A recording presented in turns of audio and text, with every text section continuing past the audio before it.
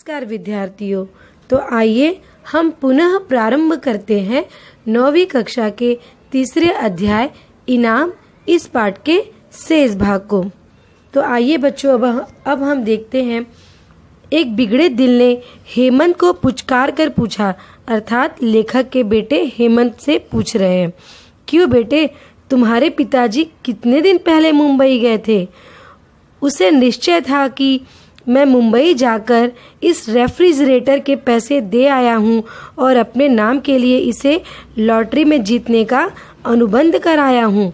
बच्चे से यह तिरछा सवाल पूछकर उससे कबूलवाना चाहते थे। अतः इस प्रकार जो बिगड़े दिल का व्यक्ति था वह हेमंत के मुँह से किसी भी प्रकार, जो उस व्यक्ति के मन में विचार था कि क्या पता लेखक मुंबई जाकर पहले ही फ्रिज के पैसे दे आया है और इनाम में दिखा रहा है कि उसे मिला है, ऐसी बातें वह बच्चे के मुंह से निकलवाना चाहता था। लेकिन बच्चों को इन झगड़ों से क्या, वे हंस हंस कर अपना फ्रिज सबको दिखा रहे थे। हेमंत बोतलों से पानी पिला रहा था और अमिता अर्थात लेखक की बेटी खाली बोतल भरकर लगा रही थी।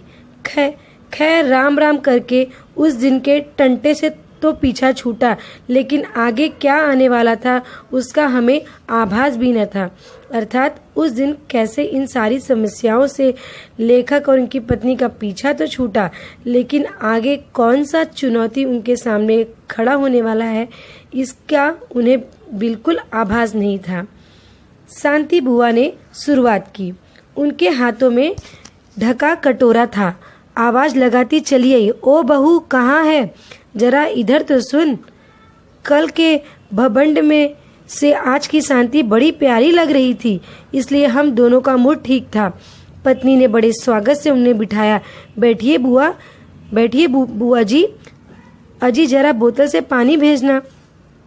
अर्थात लेखक और उनकी पत्नी दोनों को आज का समय बहुत ही अच्छा लग रहा था बीते हुए पल की तुलना में। तो वह बड़े सम्मान से और बहुत खुशी के साथ बुआ को बिठाती है और अपने पति अर्थात लेखक को पानी लाने के लिए कहती है। बुआ जी बड़ी जल्दबाज है, ठंडा पानी पीकर उठ गई। चल रही हूँ बहू, अभी चूल्हा नहीं बुझाया, यह आटा बच गया था, गर्मी से सड़ जाता। मैंने कहा तेरे फ्रिज में रखा हूँ, शाम को मंगा लूंगी। पत्नी का दिल बाग बाग हो गया, अर्थात पत्नी बहुत ही खुश हो गई। शब्दों में मिश्री घोलकर बोली, बुआ जी आप चिंता न करें, मैं शाम को हेमंत के हाथ ही भिजवा दूंगी। यहाँ पर लेखक की पत्नी की खुशी व्यक्त होती है। कटोरा ले लिया गया और फ्रिज में रख दिया गया। उसी संध्या को लाला दीनदयाल पधारे। उनके हाथ में मिठाई का बोइया था। गुस्से के मारे वे पहले दिन नहीं आए थे, इसलिए उन्हें देखकर मुझे दुगनी खुशी हुई। सोफों पर टिकाते हुए बोले, कहिए लाला जी, अच्छी तरह से? सब भगवान की कृपा है, तुम तो ठीक हो, आपकी दया है। अर्थात दीनदयाल जी को लेखक के घर फ्रिज आया ये बात उन्हें बिल्कुल पसंद नहीं थी, इसलिए वह पहले दिन न आकर बल्कि उसके अगले दिन मिठाई लेकर आते हैं। अभी दीनदयाल जी पूछते हैं, सुना है तुम्हारा फ्रिज आ गया है? लेखक कहते हैं, हाँ जी, आपकी दुआ से लॉटरी में जीत गया, आइए देखिएगा। वे बैठे रहे, देखकर क्या करूँगा, विदेश की नकल ही होगी। यहाँ पे लेखक दीनदयाल जी को कहते हैं कि आइए और फ्रिज देख लीजिए। तो दीनदयाल जी कहते हैं कि क्या करूँ देखकर, अर्थात वो विदेशी नकल ही तो होगा। लेखक चुप रहे। पत्नी के कानों में बच्चों ने ये भनक डाल दी थी, अर्थात ये बात बता दी थी कि ताऊ जी आए हैं बगल वाले। आम की आइसक्रीम तस्तरियों में लगाकर चली आई, लाला जी लीजिए, सवेरे जमाई थी। अर्थात लेखक की पत्नी ने आम की आइसक्रीम जो बनाई थी उसको तस्तरी में लेकर वह लाला जी को खिलाने चली आती है। लाला जी कहते, नहीं बेटी, मुझसे नहीं खाई जाएगी। मैंने भी जोर दिया, लीजिए लाला जी, थोड़ी तो लीजिए। लेखक लाला जी से अनुरोध करते हैं, पर लाला जी कहते हैं कि नहीं, मेरे दांत चीसने लगते हैं। बात साफ झूठी थी, किंतु जब भला आदमी इनकार कर रहा था तब जबरदस्ती कैसे करते। फिर मैं अकेला खाता तो यह भी नहीं अच्छा लगता, इसलिए विमला अर्थात लेखक ने अपनी पत्नी से कहकर कहा, इसे बच्चों में बांट दो, नहीं तो यह पिघल जाएगा।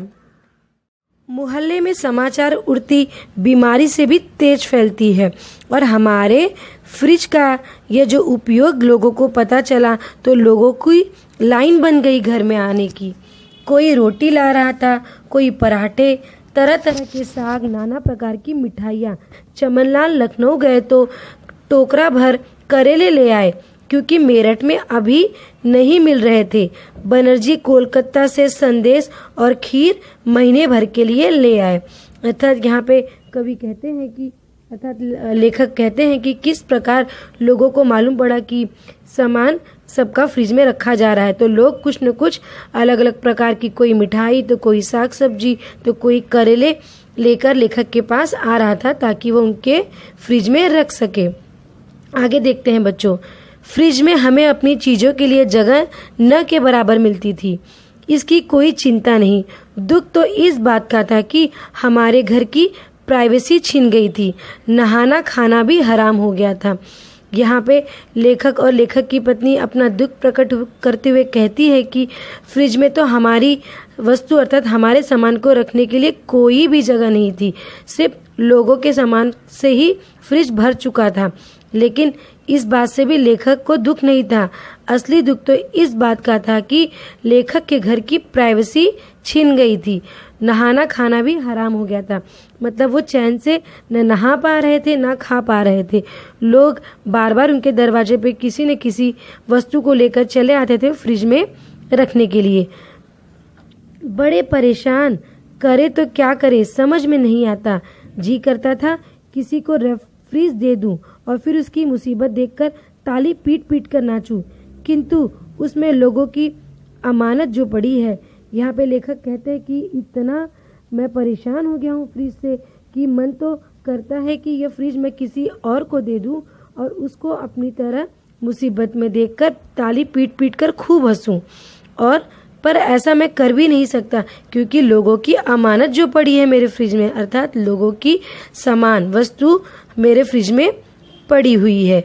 चिंता ने चेतना की सजा दी।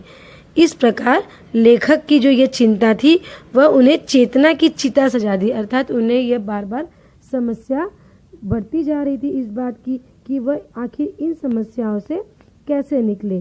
तो इस प्रकार बच्चों हमने देखा कि फ्रिज आने से लेखक और उनकी पत्नी के साथ उनके बच्चे तो बहुत खुश हुए, लेकिन जैसे जैसे समय बीतता गया यह फ्रिज कैसे उनके लिए एक समस्या का कारण बन गया, हमने यह भी देखा।